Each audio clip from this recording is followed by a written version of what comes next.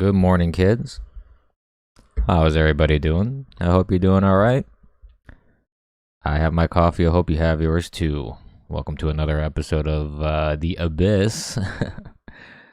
I am, of course, your host, The Eternal Abyss. Hi. I want to say hello to everybody on all the various platforms that I'm on. I want to say hello to everybody on Bitwave, of course, and I want to say hello to everybody on YouTube, Float, DLive, and Twitch, which reminds me, I need to update the titling here for Float because for some reason, if you do that before the stream, it will not update, but during the stream, it's all A-okay. So I don't understand that. But hey, whatever works. So, all right. And I also have to do my little social media thing here to just get everything rolling. Let's see here. Let me just take care of this real quick. Excuse me. I actually just remembered after the stream yesterday, I was talking about, in the title at least, I had mentioned something about North Dakota being based. Because something had come up in the news about it, and it slipped me here, so I'm gonna look for that news item. And yesterday I didn't mention it, but I'm gonna try and talk about it today before we end the stream, because since I mentioned it in the title, I want to make sure that I talk about it. Excuse me, 1 second.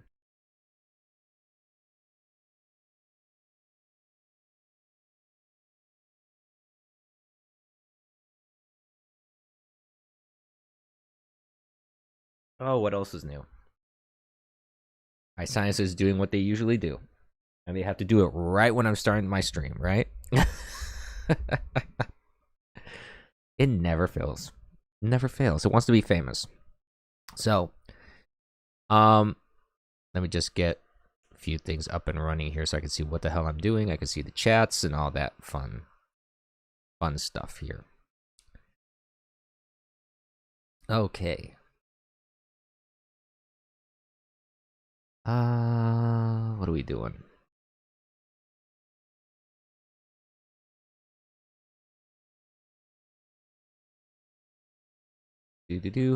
Okay.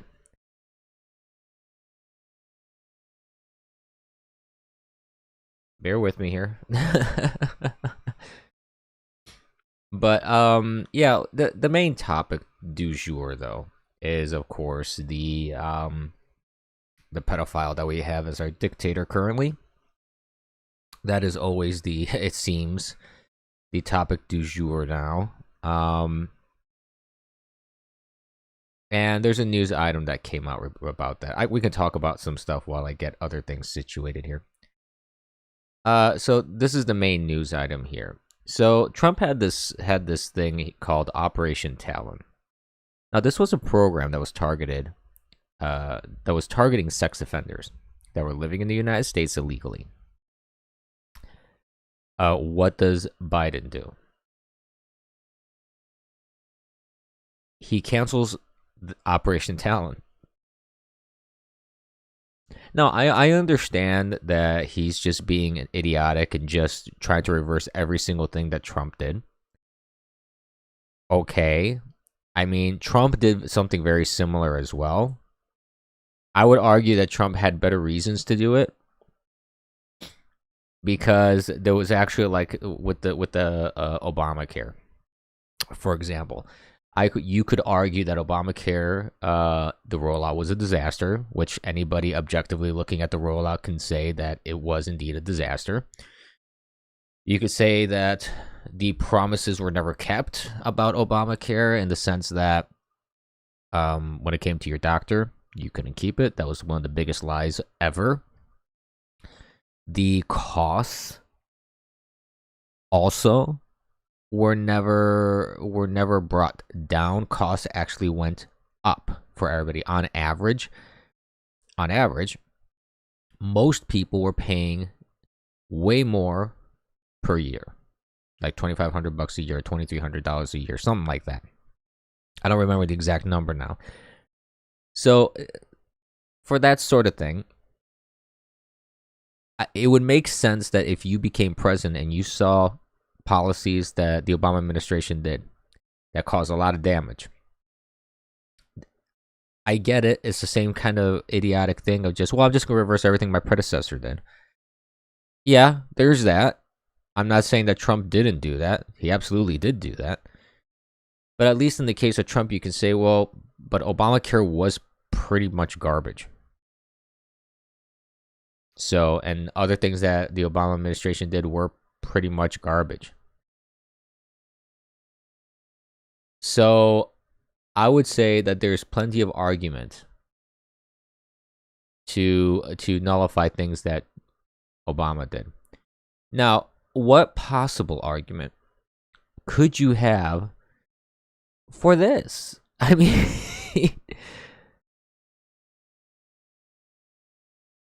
so the Biden administration, I'm going to read a little bit from the article here because this is from Human Events, humanevents.com.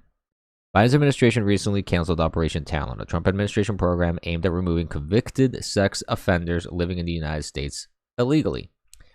Though the program seems to be something everybody should support, it clearly isn't. Why would anyone want sex offenders to remain in the country? South Carolina Attorney General Alan Wilson joined a coalition of 18 state attorney generals to urge Biden to reverse the cancellation, according to ABC4 News. Quote, this is AG Alan Wilson from South Carolina. Quote, we're working hard to fight human trafficking and sex crimes in South Carolina. Allowing convicted sex offenders who are here illegally to remain in our country makes absolutely no sense. These trafficking and sex crimes are repugnant to human decency generally and to children specifically, he added.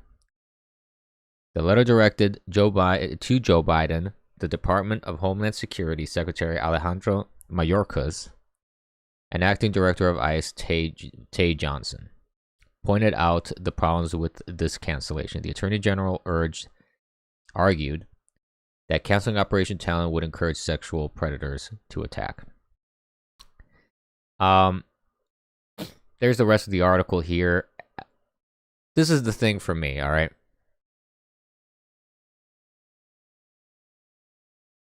I don't understand the logic behind this. Now, let's forget for a moment that it's Joe Biden. Excuse me, one more moment. My sinuses.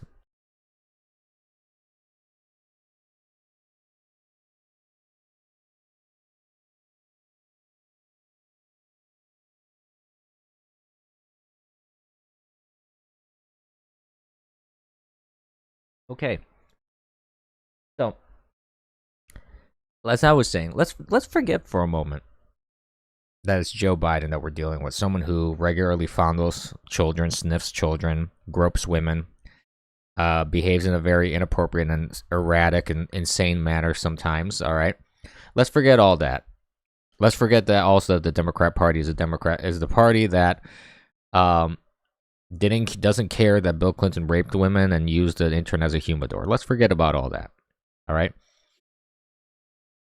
Let's just ignore all that for the time being, right? Hey, MZ, how you doing? Hey, friend.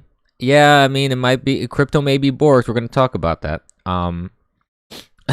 It very well may be. So let's forget all that. Take your average person, your average reasonable person. You know, in law, there's this standard called the reasonable stick person that you go by. And you just like if you're talking about any sort of case where there's some kind of controversy, right? You ask your question, that is, what would the average person think? The average stick person, because they represent them as a stick person. Just take your average person. Forget politics, forget people, forget anything. Just just look at the case here that you're looking at. That we're looking at people that engage in sexual related offenses and you have an opportunity, and they're here in the United States illegally, by the way. They're here in the United States illegally, and they are sex offenders. They are committing sexual-related crimes. Can anyone give me a good reason that these people should remain here to continue in those activities?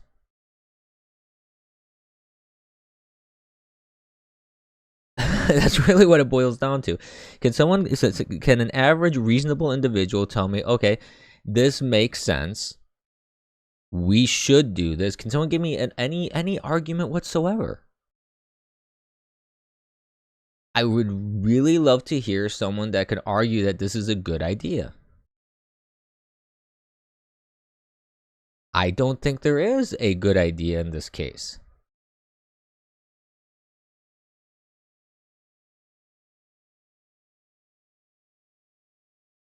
I can't think of any idea. How about you? I'm just throwing that out there. You tell me. You tell me what the hell this is all about,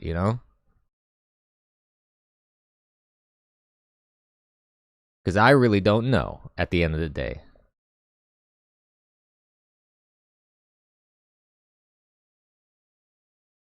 So, this is where we're at. We're at a stage in our country where we're perfectly fine with people raping, molesting, and doing stuff to kids and people because mean tweets by Trump. Hey, Super Susie, welcome to the stream. How you doing? Good to see you. I caught a little bit of your stream the other day when you were putting together a ukulele, like putting strings on a ukulele. I'm seeing a lot of buffering on Bitwave. Is that still buffering? Is it buffering for you guys, or is it just me? I have a feeling it's buffering for everybody. But I don't know. I could be wrong.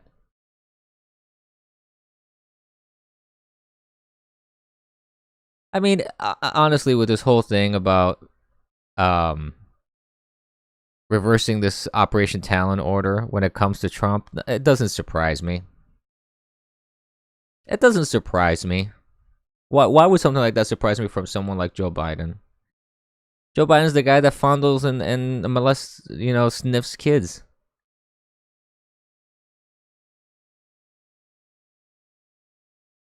I don't I don't understand, not that I don't understand. It's just it's what it is.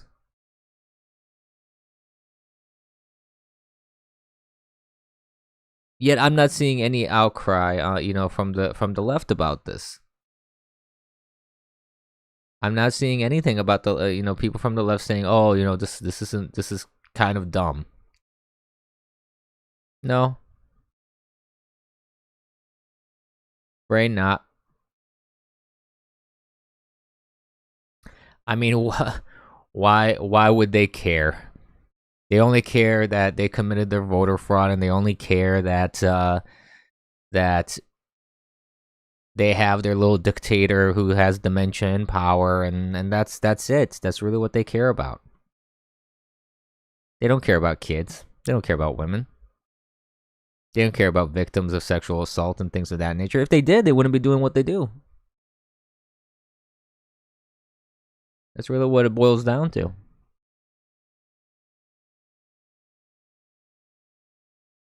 But hey, as long as they have their political power, that's the only thing. Whoop. Why am I'm not supposed to be hearing those notifications. Don't do that. Go away. Anyways, yes, I was going to. That was the other thing. Speaking of being in power and voter fraud and things like that, let's briefly talk about something that happened recently. Twitter has been continuously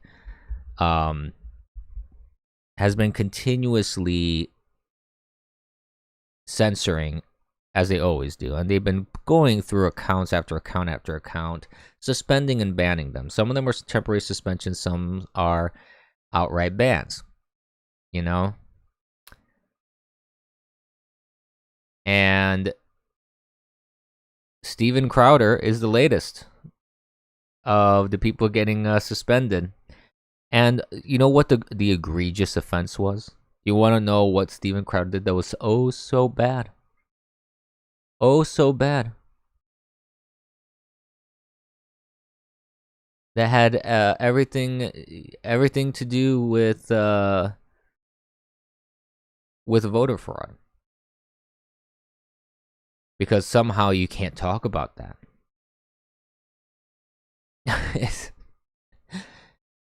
So this is what happened, all right? So Steven Crowder has been going around. He got the voter rolls from the state of Michigan, if I'm not mistaken. I haven't looked into this story deeply because it was an ongoing thing that he was doing. So I don't know what the details are. But he got the voter rolls. And he was actually going to every address on the voter rolls. He was sending an intern to do that. So he was sending an intern to go to these addresses to see if these addresses were indeed actual addresses. That these were real. Right? Turns out, a lot of them were not. People were voting using fake addresses, which is, kids, what do we call that? We call that voter fraud. We call that election fraud. What does Twitter do? Oh, you can't talk about that. Suspended.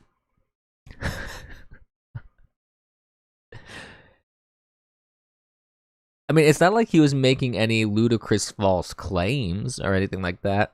He actually had data. He actually verified that this information that he had from the state of Michigan was used to commit voter fraud.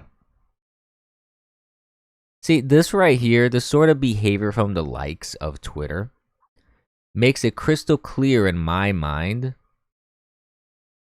that Twitter doesn't give a shit about election integrity. Neither does Facebook. No, all these platforms, they don't give a fuck. They don't give a fuck at all. They only care to protect the fraud that they committed. That's it. That's really what they care about. That's all they care about. Because if they really cared about voter fraud or the integrity of the election, or they really wanted to prove to people that the election was without fraud, that the results were legitimate, you wouldn't be silencing people that are pointing out the flaws in the system. And if you were so secure that the results would not have been changed, why are you so scared to talk about it?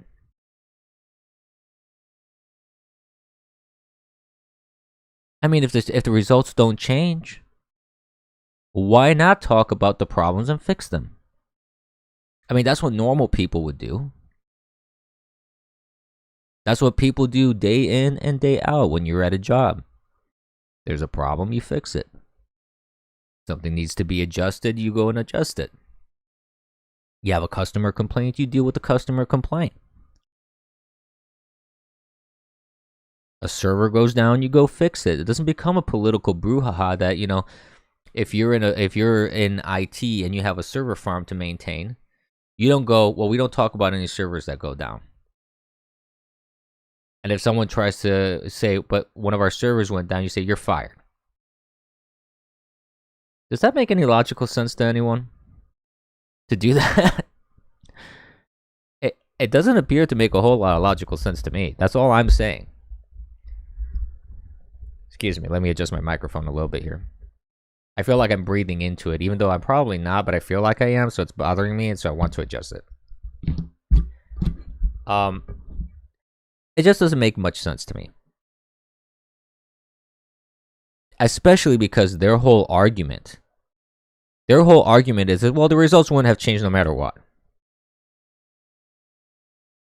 But if that is your argument, especially for the reason that the results will not change, there is absolutely no real logical reason to not talk about this sort of thing and not fix the issues and not fix the problems. The reality is our election was fucked. Our votes are meaningless. And this is yet another piece of evidence that proves it. Nothing more, nothing less. Because if, like I said, because if it, again, mattered to these people and that the results wouldn't change no matter what the discussion is about them, what evidence you show, they literally shouldn't have any reason whatsoever to be concerned about it. To be concerned about actually discussing it. So this is all bullshit. They know it, we know it, everybody knows it. People around the world know it. This isn't even localized to the United States. I mean, you saw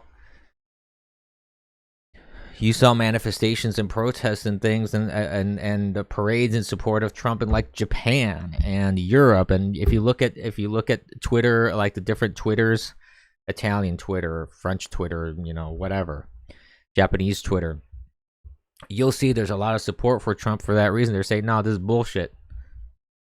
He should have won. And he should have won. He did win.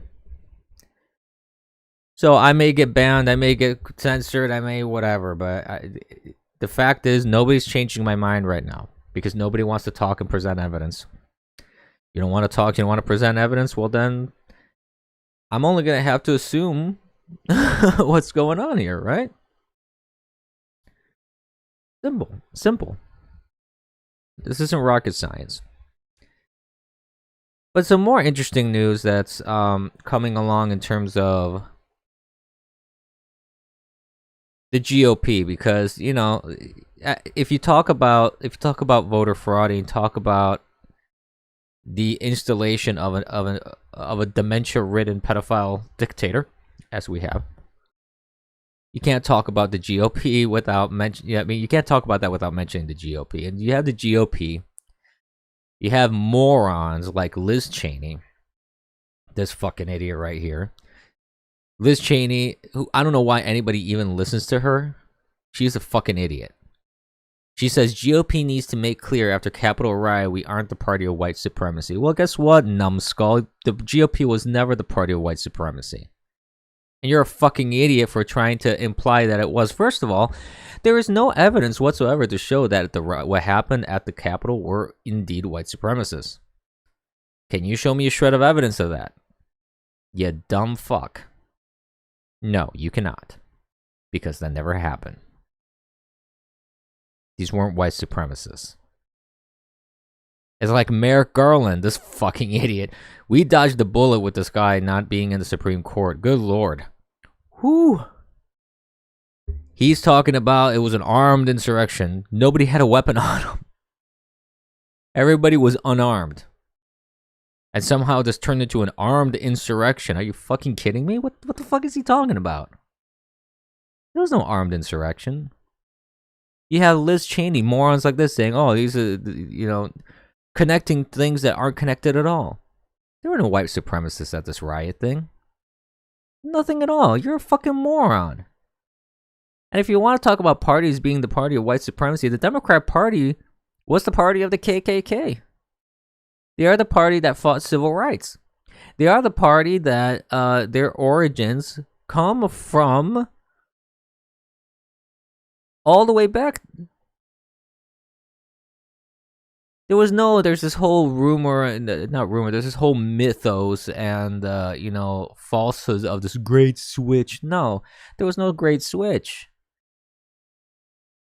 The Republican Party has always been the party that wanted to free the slaves. That's what they started out as. Lincoln was the guy. I think people forget history. Right? There was no great switch here where the Democrats became the party of civil rights and everything. It never happened. In fact, you have people like Biden still being racist as hell, saying racist as hell things like black people and Latinos don't know how to get onto the internet. They're too fucking stupid, apparently, according to him.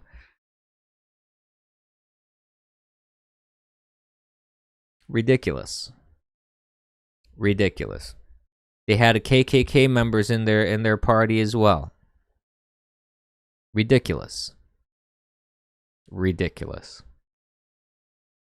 Then you have people like Lindsey Graham. Look at this fucktard.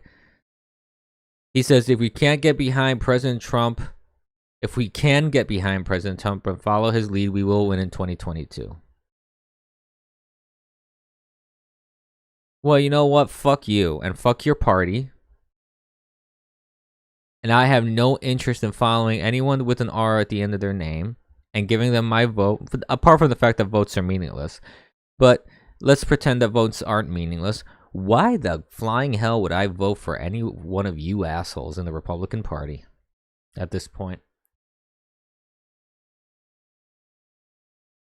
The Republican Party on January 6th proved exactly who they are. They proved exactly who they are. They proved that they did not give a rat's ass about the election. They did not give a rat's ass about the integrity of the election. They did not give a rat's ass about our country at all. They betrayed our country and installed the fucking retard that we have in the Capitol here, in our Capitol building right now, in our White House. This dictator. And you want to tell me that now all of a sudden, yeah, well, you know, we got to get behind Trump when you didn't get behind him for 4 years. Nobody got behind him for 4 years. Everybody in the GOP did nothing but be an obstacle to Trump. And now you want his help. You're groveling. Now you're groveling and licking his ass looking for help. Really? And you know what the sad part is for me? Trump is fucking stupid enough to go along with this too. He's going to go along with it. He already kissed the ring of McCarthy after they twisted the knife in his spine. That's Trump. So he had an opportunity to decimate the Republican Party and rebuild it anew, and that's not happening.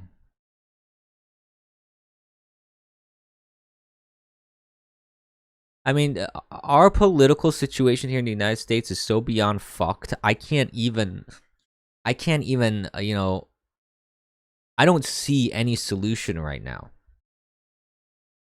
Because the opportunity, every time there's an opportunity to clean house, and every time there's an opportunity to rebuild things and get rid of the swamp and corruption and bullshit that you hear on a daily basis, what happens? Stupid shit like this happens. These wheeling and dealing, and Trump's gonna help them. I know he's gonna help them because he's a fucking idiot. And then you have Romney saying that Trump could win GOP nomination in a landslide in 2024. Yeah, I'm sure he could. And they're gonna try and do electoral fraud again because they're not gonna fix anything. They're gonna try and rig the election again because they don't want him to run again.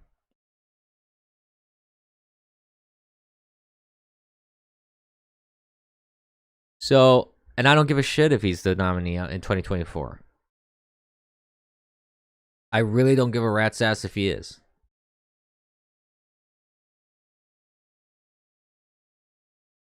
Because Trump has proven to me that he's not the person that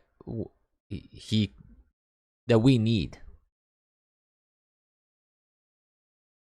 He is not the conservative that we need. He doesn't know how to fight these people. He fucked us over, allowing this bullshit along with the GOP, allowing what happened in this last election. He had options. He did not take them. The party had options. They did not take advantage of those options. Did not act on them. And we the people, we don't have a lot of options and a lot of recourse, and the stuff that we have, nobody's going to fucking do.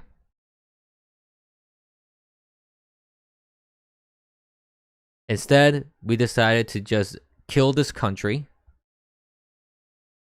kill our election system, because there's no coming back from that. I don't see any way we can come back from that now. Because you really think that a corrupt system is going to go, yeah, we'll fix ourselves. No, we talked about this yesterday. They're not going to fix it. They may change some laws, they may do some things here and there, but at the end of the day, it's not going to make a God-forsaken difference. It's not, because we already had a lot of laws in place for election fraud. You could do audits. You have court cases which the courts ignored, just like the Supreme Court. You had poll watchers that are being kicked out and nobody enforced it. Nobody went to those poll buildings and told them, no, you got to have your poll watchers there. Nobody gave a shit. Nobody gave a rat's ass. Subpoenas were ignored. I mean, the rule of law is meaningless at this point. Change all the laws you want. Every legislature in every state could change all the laws as much as they want. But if people don't follow it and the courts don't give a shit and the police don't do nothing and nobody does anything, and governors just decide, oh, I'm just going to pull this out of my ass and do whatever I want, how is that conducive to ensuring that our election process is proper? But anyways, I don't want to repeat myself in every stream that I do, so I want to try and move on to other topics anyways. But yeah, you have people like Mitt Romney saying that Trump could be the nominee for the GOP. Well, you know what? Fine and dandy. I'm not voting. And anybody that votes, I'm sorry, you're a moron. If you think that your vote matters, I don't know what to tell you. At this stage, there's nothing to make me believe that votes matter. And my participation matters at all. I see nothing. Nothing at all. But I wanted to talk about North Dakota for a moment, since we're talking about laws and things that are being changed. We're going to talk about two states in particular. I want to talk about North Dakota and I want to talk about Arizona. So North Dakota, this is the interesting thing. North Dakota, yesterday I said that North Dakota was based, because they put forth a law now. I think they passed this, actually. It's passed. Yes. Well, this is the North Dakota House. I gotta see if it's gonna get ratified. It says here that the North Dakota House passes a bill forbidding mandatory mask wearing. How about that?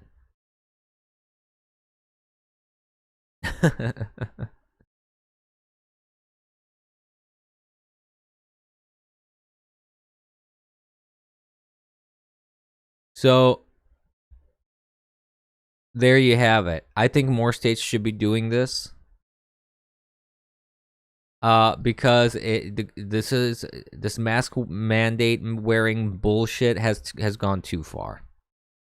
I think it should be made very clear that this needs to stop. Because you have people in stores that think that it's some sort of law now that you got to wear a mask. I mean, this is how retarded people have become regarding this whole COVID thing. When there is no law, it's just a mandate from your government asking you to do so.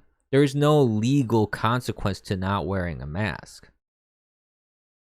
And you can ask any police about this. I've actually spoken to police about this, and I've asked them, okay, what do these mandates mean? And they tell me they mean nothing at the end of the day. Because if they get called, for example, let's say you go to the local mart, whatever mart you go to, and you're not wearing a mask, and someone starts harassing you, be it even employees, guess what? They can call the cops on you, and in some cases they have. There's stories about this. They call the cops on you. Cop comes over and says, well,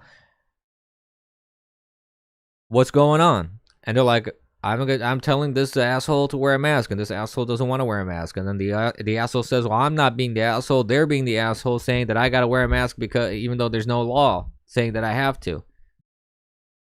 And the cop's going to be like, well, what do you want us to do? And the cop cannot force anyone to wear a mask. That's the beauty of it. It's not like they can call the cops and say, okay, you got to wear a mask. But what the cops can do is say, well, is this person allowed to be in here? And if the employees of this mart say, no, this person needs to leave and refuses, that's when the cops can act. They can say, well, now you're technically trespassing. It's a private business, and a private business can kick you out of their private business for whatever reason. I've run into this issue myself because I have my own reasons for. I don't wear masks because of you've heard my sinuses here on mic. I have sinus issues. I don't wear masks for that reason. But if I didn't have sinus issues, I still wouldn't be wearing a mask. But at least I have a medical excuse for it. Because it's true. I'm not even lying about that. I'm not using that as an excuse. That's the funny thing. Turns out I have a legitimate reason not to wear a mask. Which just happens to fit into my to my political philosophy about it. Which shouldn't even be a thing. It shouldn't even be a thing. I shouldn't have to argue one way or the other, actually. If people were, reasonable, if people were, didn't lose their shit over nothing, and if people actually, paid attention to science, data, facts, this wouldn't even be a thing. It wouldn't even be a thing. There wouldn't be any sort of debate or issue over this mask thing, because if the masks aren't rated, first of all, people wear all these face coverings that are not rated in any shape, way, or form. And then they're like, well, if you can't wear a mask, well, how about a face shield, which does zero. It's just a psychological thing. Wearing a piece of plastic that is like 6 inches away from my face isn't going to block anything. If I'm sick, guess what? You're going to catch it with a face shield, even with a mask, because the mask isn't going to cover anything. If the virus is smaller than the holes in your mask, the virus is going to come through. Will it catch some of it? Yeah. Will it catch a small percentage of it? Yeah. Will it prevent infections? Most likely not. And that's science. That's data. That's facts. That's reality. And people just want to throw that all out the window because mask. Give me a break. But the other state that I want to talk about that I found very interesting is Arizona. Now, yesterday in Arizona, I think it was yesterday. I should have this article up here. Let's see if I can find it. Maybe not. I thought I had it up, and I don't. Let's see. Let's see if I can just find it real quick and search.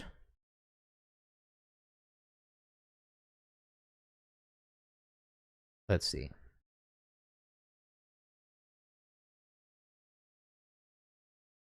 Let's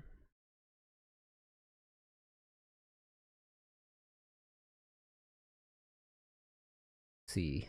Give me 2 seconds here. See if I can find. Here we go.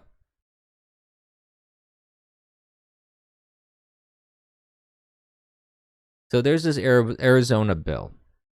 It hasn't. I don't think it's been passed yet. They're arguing for it, and I think it's an interesting bill. And this is what this is all about. So Arizona bill could force smartphone app stores to allow third-party payment systems. Now, for those that are unfamiliar with how apps work, let me give you a quick primer. So you have, let's say, Pandora on your smartphone.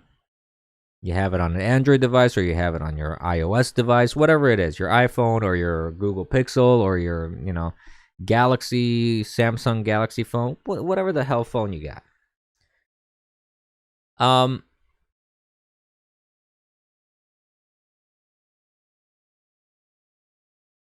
Interesting enough, this article is talking about this as saying that they tried to do this in North Dakota as well. So actually, North Dakota, like I said, is based. At least they're trying.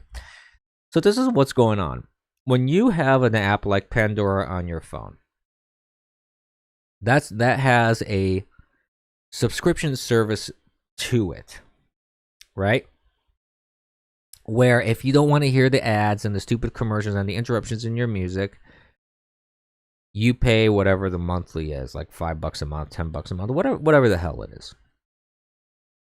Every time your payment is put through, you pay $5 through the app. 30%. Okay, 1/3 of what you put in there is thrown to Apple. Apple gets it, or Google. They get their 1/3 essentially cut of whatever money is coming in through the app. 70% goes to the developers. So Pandora will only see 70 cents for every dollar that's put in there. And Google or Apple gets 30%. Get like 30 cents in this example, right? And they don't allow through the app any other way for you to process that subscription service. Or make in-app purchases, like if you're playing Candy Crush, if you're playing a game and you want to buy, whatever token thingy-majiggy that helps you progress in the game. They don't allow you to use any other payment processing because they want their 30% cut. They want to take 1/3 of everything that the developers earn. Now, Apple's and Google's argument is this. It's like, well, we're giving you this platform for free. You don't pay to get onto our app stores. And if you offer something free, you have ads that you could put in your app, which most ads go through AdSense and other Google systems, for example. So they still get a cut no matter what. As does Apple, I'm sure. If you're going to try and monetize it in that fashion, right? I haven't had a sip of my coffee yet. 1 second.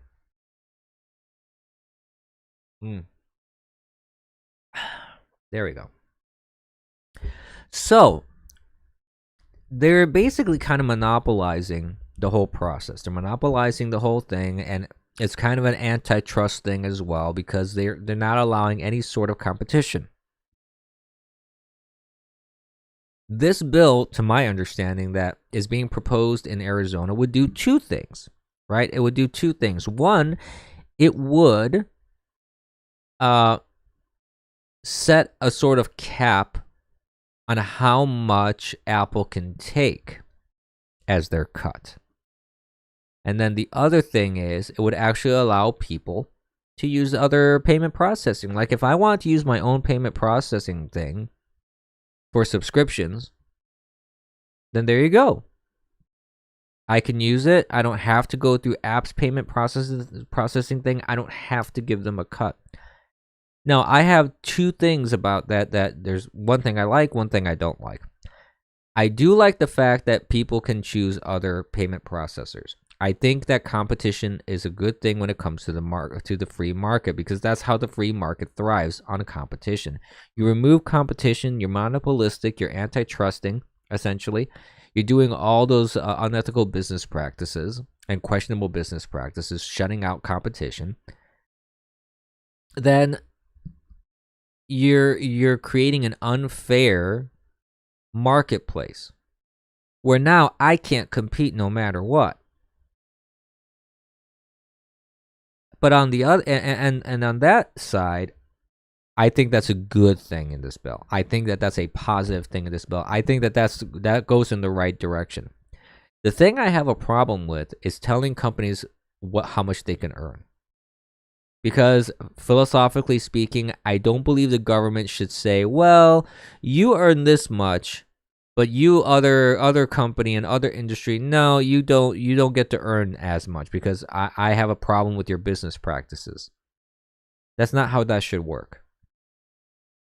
What should happen is that you create, if the government needs to step in, it needs to step in to just create an open and fair and balanced market, not pick winners and losers, and not tell companies how much they can and cannot earn.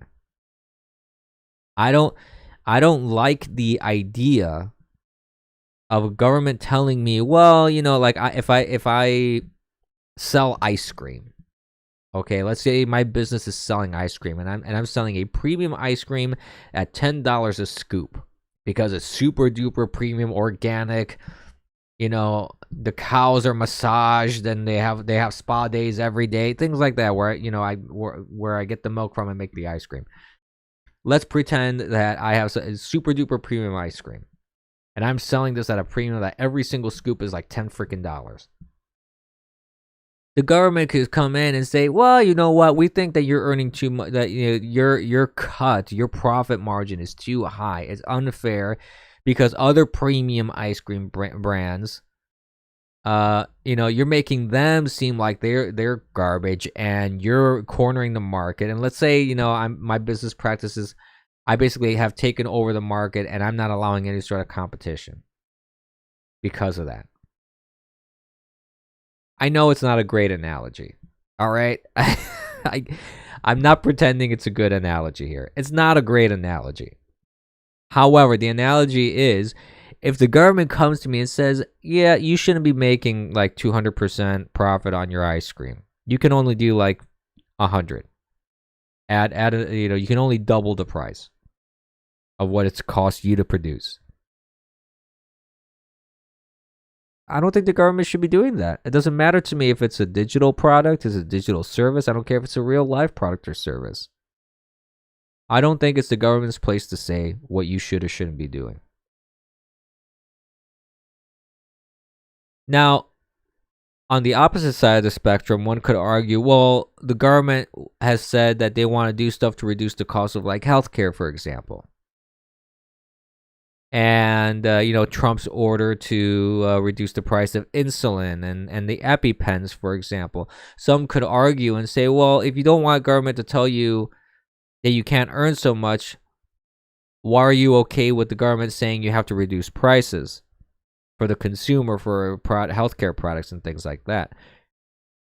And to me, that is also a problem. I don't like the idea of government going in and telling people you need to reduce the prices or increase the prices or make the prices this or that, even if it benefits us, even if it benefits the consumer, because it sets a bad precedent that government can go in and just dictate how businesses run and it could affect the market in a very negative way. Wouldn't that controller slow down the hyperinflation by reducing what by what? If you reduce the profit margin of companies?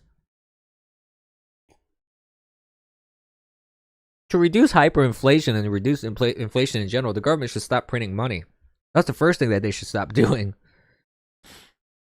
Well, I think it mucks about with the markets, and it does fuck around with the currency, and I think that it's a bad thing.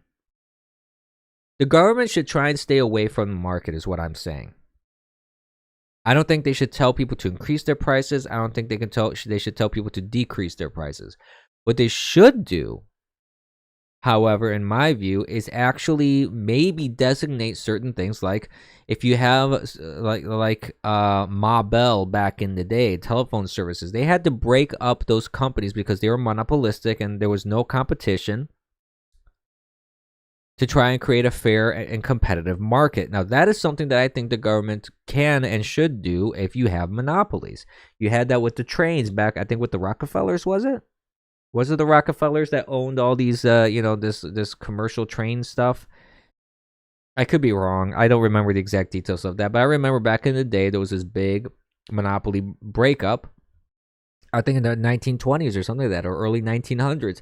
Then you have the same kind of thing with the telephone services and companies. Turned them into, like,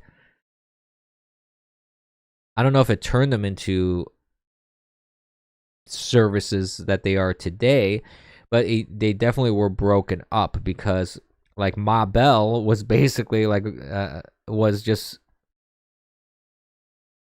too huge and it needed to be broken up. I don't think they did a good job breaking that up, because they just made the monopolies a little smaller, but they're still monopolies. Because AT&T was still a monopoly, no matter what, back in the day as well. But the point is this. Is that if you break up companies and you create a proper level of competition, the government doesn't need to step in and say you should earn this maximum and this minimum or whatever. The government shouldn't need to go into that sort of micromanagement detail. Same thing with healthcare. These pharmaceutical companies, they what I would do maybe is designate them you can't. Well, I would do two things actually. One thing is for everybody, every industry out there, I would create a requirement of transparency. You want to charge me like $1,000 for an EpiPen, for example, you have to justify it. Show me why the EpiPen costs this much. Show me why. You want to create also competition? You have to adjust the patent system to allow for competition, because you have like people like creating these the EpiPen example. Let's say Pfizer creates a EpiPen. They put a patent on it.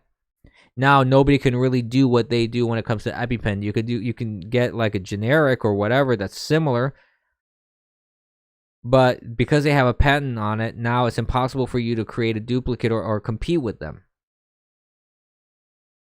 That's not always the case, of course. Patents don't necessarily mean you can't create a competitive product. But certain patents do make it harder to do that. So I think that there needs to be more discretion on patents that are being released and given, where if these patents need to be reviewed and say, well, if you have a patent to this, you're making it impossible for people to be competitive with you. So there has to be some sort of leeway there, in my view.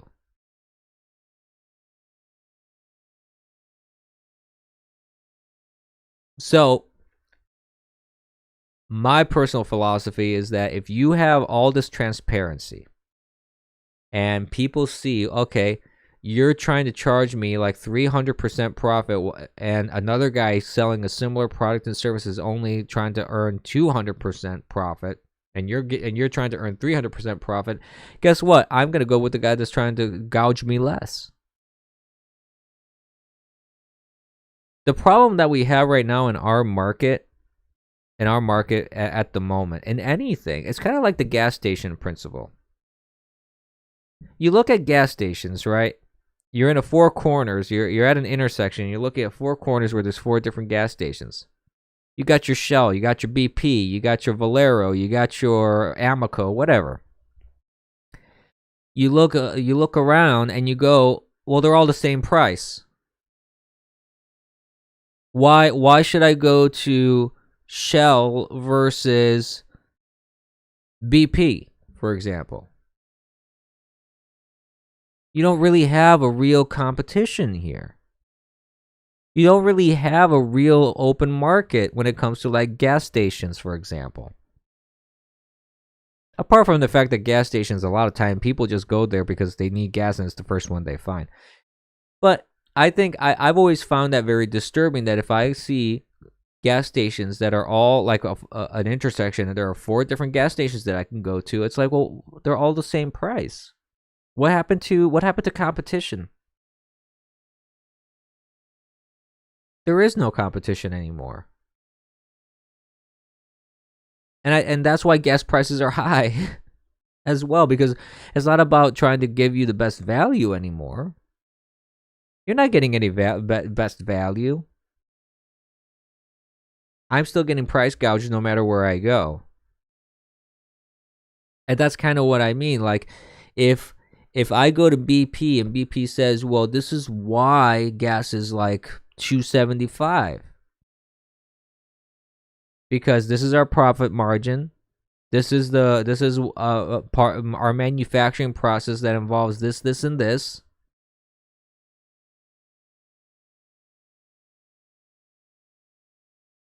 Hey, Dust Bunny on YouTube, you demand a full breakdown of the spa day treatments given to premium cows. And if I ever have a company that does that, I will give you the full breakdown, sir. Or madam. I don't know if you're male or female, but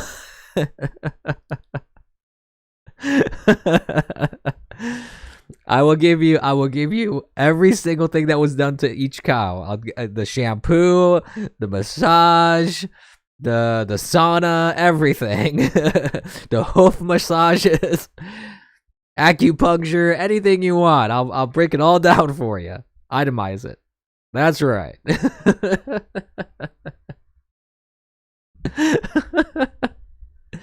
But I mean, you guys are getting what I'm saying, though. The point is that if I know that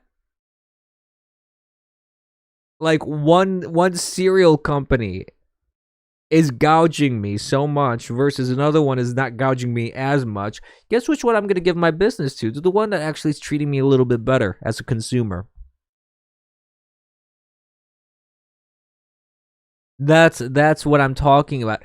And this applies to healthcare as well. You don't have transparency in any shape, way, or form, and I think that's a big problem. Transparency is something that needs to happen. But nobody argues for this. Nobody fights for this because everybody wants to keep all their business practices secret. Everybody want to keep where their money is coming from secret, especially politicians. There's no transparency in where our money goes for taxes. This should happen at the government level too. I want accountability. I want to know where every single one of my freaking tax dollars are going to. And I want to have the choice to tell the government to go fuck itself if it's using my taxes for things that I don't agree with. People should have a choice. If you're going to tax me, you got to represent me. If you don't represent me, you can't tax me. I think this was well established back in, the days of the Tea Party. When the Tea Party happened and they threw all the tea in the bay, in the harbor. It was all about taxation without representation. They were taking the money from the colonies. The English were taking, the king was taking their money, and it was giving them the big middle finger, telling them, fuck you, we're going to do whatever we want with it. And that's what's happening today.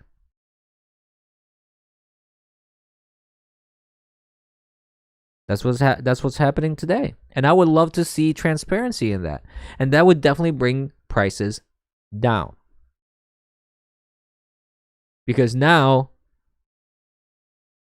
if I have a product or service and I see exactly how much people are charging for it and why they are charging that much for it, like if again, the ice cream example. I sell ice cream, you sell ice cream, other people sell ice cream, and I see the justification of all their prices. I can't, if I can't justify my price and my itemization, if most of it is just a profit margin that's just tacked onto it, and there also has, and that's the thing though, people shouldn't be able to fudge that shit too. That has to be verified. Like if you have a 300% profit margin, you go, well, we can't put 300% profit margin. Let's try and say that our manufacturing process is more expensive. Bullshit. No, those things that has to be verified. You can't just move the numbers around to make yourself look better. It has to be done right. It has to be done accurately and correctly. And if you're found that you're bullshitting people like that you're just manipulating numbers, then guess what? You get your ass fined. So I don't know, exactly how to put that in practice. But anyways, I digressed a great deal. The whole point that we were talking about was the App Store thing. I like the idea of increasing market share and increasing and making the market fair and balanced and encouraging competition. I'm fine with that. I'm good with that. I don't think government should be telling people how much they can and cannot earn, and how much they have to or not have to pay people. That's dangerous territory. I don't think government should be doing that. I really don't.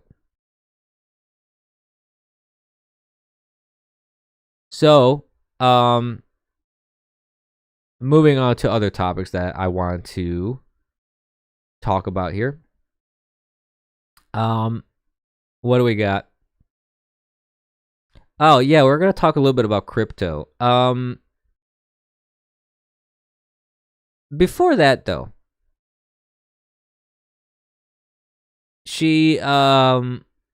not she, what am I saying? There's been consistent controversy on social media and things like that, and finally some controversy hit LinkedIn. You know, for a long time you really haven't heard about LinkedIn being steeped in any sort of controversy. I mean, it's owned by Microsoft, first of all, which is bad enough. To me, that to me is really, really bad. However, what happened here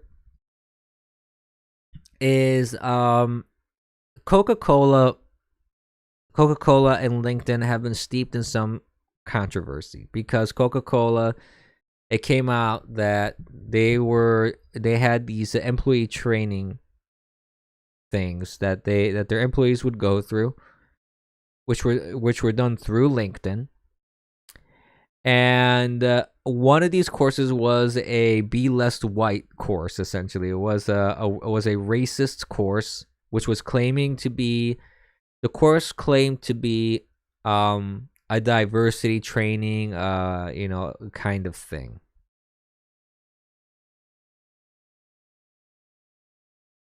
So Coca-Cola got caught with this. Someone posted it saying that this is the training that Coca-Cola employees are going through, where it was telling people to be less white. It was an incredibly racist and disgusting course, anti-white course. This is racism, pure and simple, against white people. And LinkedIn now has removed that course from the list of courses that they provide. The interesting thing, though, and this course was run by this colossal cunt, Robin DiAngelo. The thing is this.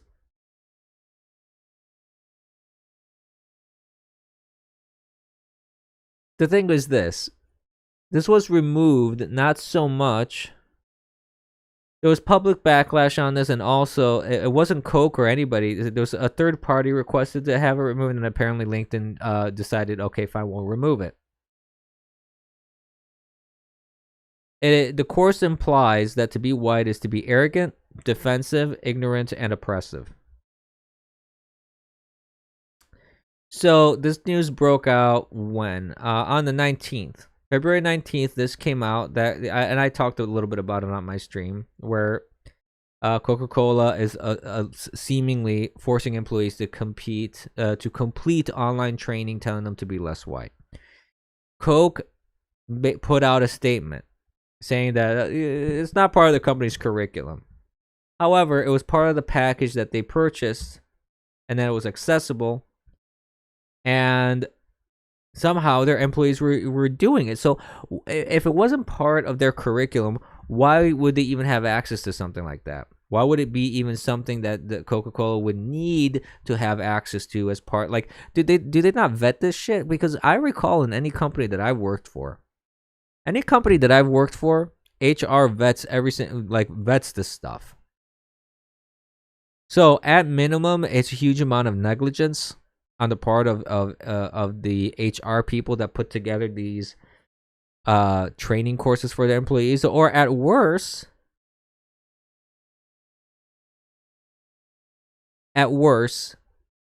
It was on purpose. They knew this material was in there and they got it anyways, and they're like, whatever. Simple.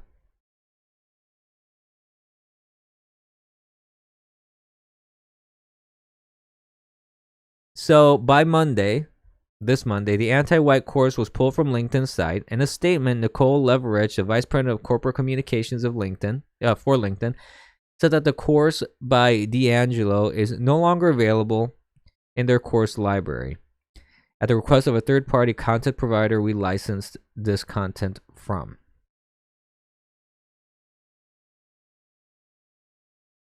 So I find it very fascinating. And this is the kind of stuff, like a lot of people criticize Trump about him wanting to remove critical race theory. This is the shit that he was referring to. This is the shit that needs to be stopped. This is racism, plain and simple. This is pushing and sowing hate in people. When you are saying that a person is inherently evil only for the fact that they were born of a certain race, guess what? That's racist. And this sort of shit needs to stop. Period. That's really what it boils down to. I'm glad that Coke has received this backlash. I'm glad that LinkedIn has been bitch slapped about this. I think more of this should be happening. These companies should be held accountable for their actions and for the materials that they have. Because this stuff has been going on behind closed doors for a long time. In corporate America, you have these diversity trainings and these unconscious bias trainings and these critical race theory courses and all this bullshit like this. And this shit needs to stop.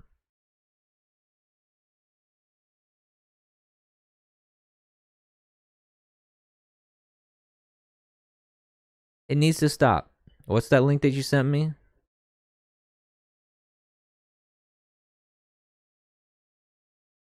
Dems are calling on Biden to give up full control of nuclear weapons.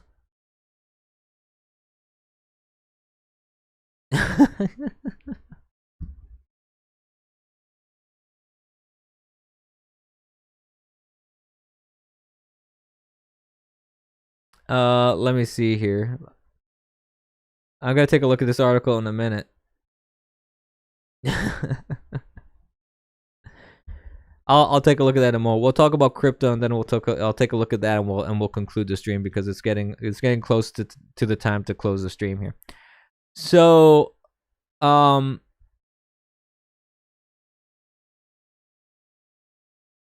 let's see. This article came out here that the House subpanel is looking at crypto as part of examination of how domestic terrorism is funded. So what does that mean, actually? Well, let's look at the article real quick. So the hearing will assess various means of terrorist financing, including cryptocurrencies and other funding mechanisms amid the backdrop of what occurred on January 6th, which is bullshit. They're using January 6th to try and lock down on cryptocurrency now because they have no control over it. So a subcommittee of the U.S. House Financial Services Committee is expected to discuss how to thwart current and future avenues relating to the financing of domestic terrorism, including cryptocurrency. According to a memo on Monday, the Subcommittee on National Security, International Development, and Monetary Policy will hold its hearing on Thursday, February 25th. Specifically, it will assess various means of terrorist financing, including crowdfunding, charities, content subscriptions, cryptocurrencies, and other funding mechanisms amid the backdrop of what occurred on January 6th. Let me translate that for you. We don't want conservatives to use any of these means to support themselves because we want to control their payment systems, much like banks have tried to ban Gab and other, and Andrew Torba and other conservatives. They banned Alex Jones. They want to have control over everything because they want to shut you out as a conservative. That's what it boils down to.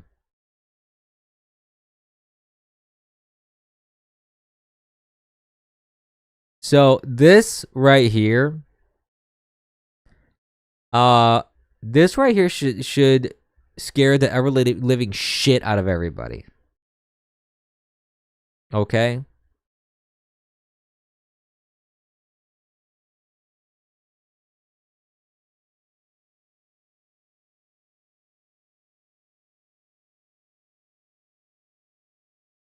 So this is a problem. Okay, this is a big problem. When you have these people in government that want to have the means to cut off your livelihoods. They want to cut off your any sort of funding that you can gather. They want to make it impossible for you to live if you don't conform to their bullshit. This is what it boils down to, folks. And it's just going to get worse.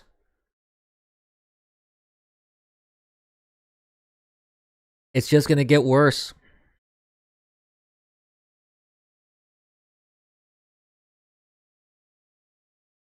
Because do you think these Democrat-led committees are gonna be like, yeah, people should have the freedom to say and do what they want. The government shouldn't be interfering in people's livelihoods.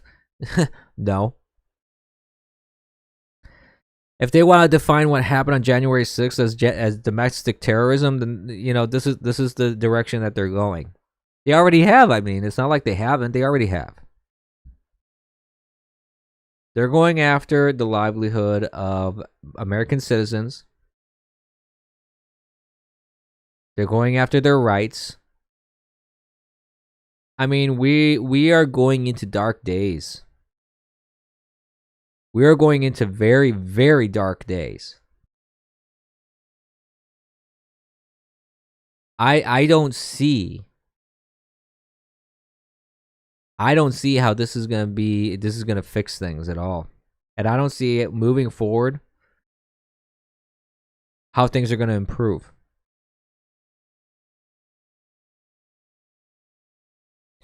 Because this isn't just political rhetoric at this point anymore. They are actually targeting American citizens, and they want to destroy them. You've had talks of like encampments and re-education already.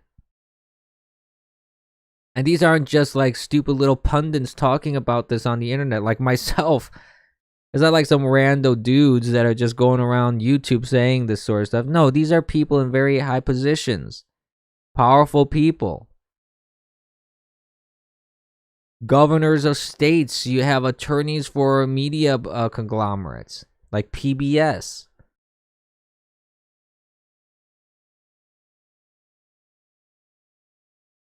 You have celebrities and politicians encouraging violence against American citizens just because they don't agree with them.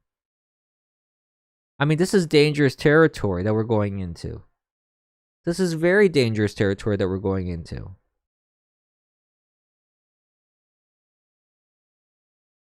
And it's not going to stop. That's the problem. It's not going to stop. And I don't see how it can be stopped. At this stage, I don't have a solution. Except maybe the only thing that maybe can thwart some of this is I know Texas had this effort underway to secede. I think maybe that's one of the solutions. I think that maybe there has to be a secession again. To either kick these people in the pants to make sure that the union stays together, and this bullshit stops, or it actually succeeds in doing a secession and they actually form their own union with other states that form with it. And it's not like I want the United States to be divided. I don't want another confederacy and another union. I don't want another civil war. I don't want any of that sort of thing. Who does? But I'm not seeing any viable solution here. Hell, I'm the guy who's saying that I'm thinking about renouncing my citizenship and telling this dead country to fuck itself at a certain point. because I see no resolution in fixing the problems that we have. And now you have this, the article that you sent me, that Dems are calling on Biden to give up full control of nuclear weapons. In what way here? I'm not. So they just don't trust him? Is that what it is? So let's see. This is the article. Say, why are House Democrats calling on Biden to give up full control of nuclear weapons? Which answer do you want first? The fun answer or the better answer? Let's start off with the fun answer. But first, let's specify precisely what House Democrats want from Joe. A letter signed by 36 of his party's caucus urges the new president. He's a dictator. Don't call him a president. A letter signed by 36 of his party's caucus urges the new dictator to relinquish full control over the country's nuclear weapons in favor of a committee approach. Nearly 36 House Democrats on Monday called on Biden to relinquish his sole authority to launch nuclear weapons. In the latest appeal to reform the command and control structure so that no single person can initiate a nuclear war, vesting one person with this authority entails real risks, states the letter spearheaded by Rep. Jimmy Panetta of California. Past presidents have threatened to attack other countries with nuclear weapons or exhibited behavior that caused other officials to express concern about the president's judgment. While any president would presumably consult with advisors before ordering a nuclear attack, there is no requirement to do so, the letter adds. The military is obligated to carry out the order if they assess it is legal under the law of war. Under the current posture of U.S. nuclear forces, the attack could happen in minutes. So what's the fun explanation? Via Twitchy, a Twitter pal, Aaron Walker, Democrats are worried that Biden's mentis is too non-compos to trust with the football. Joe Biden is mentally compromised and they know it. CC Politibunny. And he tweets, nearly 36 House Democrats on Monday called on Biden to relinquish his sole authority, etc., etc. Well, that's good enough for a laugh. The letter puts it quite differently, however. The reference to past presidents is obviously a veiled reference to Donald Trump. And that veil doesn't even extend as far as the footnotes. There's a link to Trump's supposed threat to nuke North Korea. Matches up with a recollection from former Secretary of Defense James Schlesinger about his concerns over Richard Nixon's stability in the final days of his doomed presidency. There's also a reference to Nancy Pelosi's demand to remove the football from Trump after the January 6th Capitol riot, a demand which went nowhere in large part because Pelosi didn't intend it as anything more than a stunt. As an attempt to fix the problem before it arises, arguably, again, it's not a bad idea, considering both the massive consequences of leaving control of nuclear... Okay, this is their opinion now. They're saying that this argument might not be a bad idea to remove the power from the president.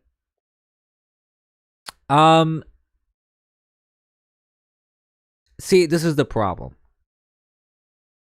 I mean, yeah, I'm sure that there's an argument for, like, okay, you have one guy, he may be unstable, he may not be all there. You may have someone who's riddled with dementia, kind of like Biden here. So you may have issues like that where some people may have concerns that he may act unilaterally without any sort of authorization. But the thing is this: if you have someone that has questionable actions and the military, see, his argument earlier was saying, well, let's say he wants a president wants to launch the nuclear warheads, and the military is obliged to follow as long as it's legal. Well, if there is evidence, like if Biden says, I want to launch the nukes, and the military looks at that order and they look at who gave it, and they're like, this guy's nuts, we're not going to follow it. So the military does have discretion. It's not just a one-to-one translation here where president orders, military follows unilaterally, unconditionally, without any sort of discretion or examination of the order. This is to me way more just politically motivated than worried about it.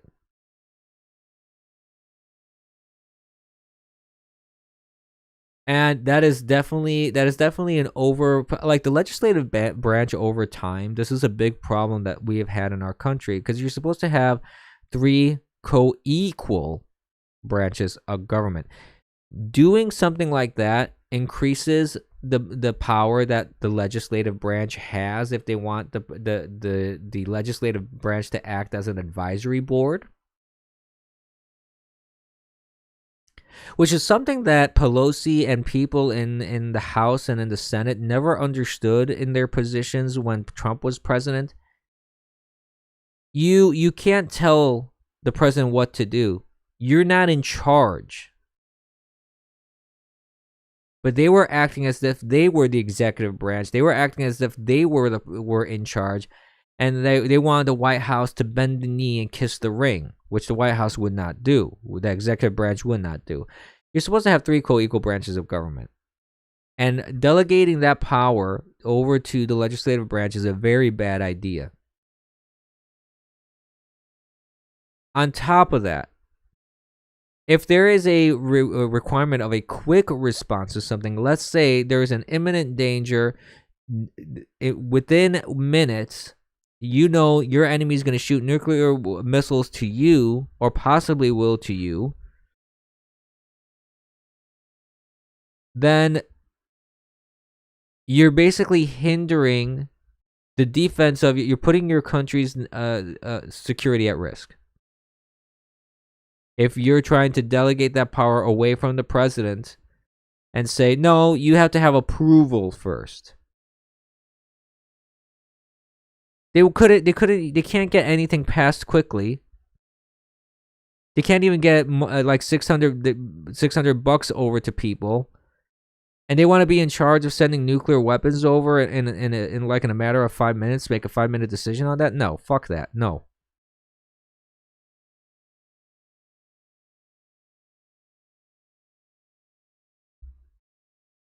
No, I don't agree with this section of the article saying that's arguably a good idea. I don't think there's arguably any good idea about this. They need to focus on their job. They need to make themselves what they were. They need to create more checks and balances for them to function properly, and not worry about what the president may or may not be doing with nuclear codes.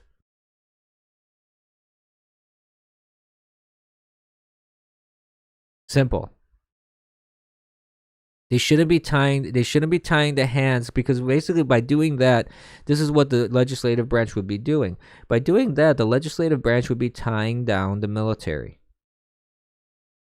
You don't want the legislative branch to tie down the military, because that's what the executive branch is. They are in charge of the military. He is the commander-in-chief. A president is the commander-in-chief. He orders the military, and they generally do what he says, if, of course, he doesn't show, signs of being an absolute insane pedophile, dementia-ridden moron. So, it wouldn't make sense to me that the legislative branch would need to have any sort of authority of that kind. Excuse me 1 second. Had to adjust my headphones on me. So I don't agree. I don't agree with this. I don't agree with partially what this article is saying. I don't think it's an arguably good idea. So that's a dumb point that this article made, and I think it's pretty dumb generally speaking. But yeah, the legislative branch is just trying to scoop up more power and for themselves. I don't think they should be allowed to do that. And if our current dictator in chief here has any brains, which I doubt he does, but he wouldn't do that. He wouldn't give them that authority. But all right, guys, I'm gonna close the stream here. I want to thank you guys for watching, and I hope this was educational, and I hope it was entertaining. And we'll see you guys tomorrow. And let's see where we're at. We're Wednesday. Oh goodness, we're already at Wednesday. Interesting. I will catch you guys tomorrow. As always, remember, kids, don't be complacent. All right, take it easy. Bye.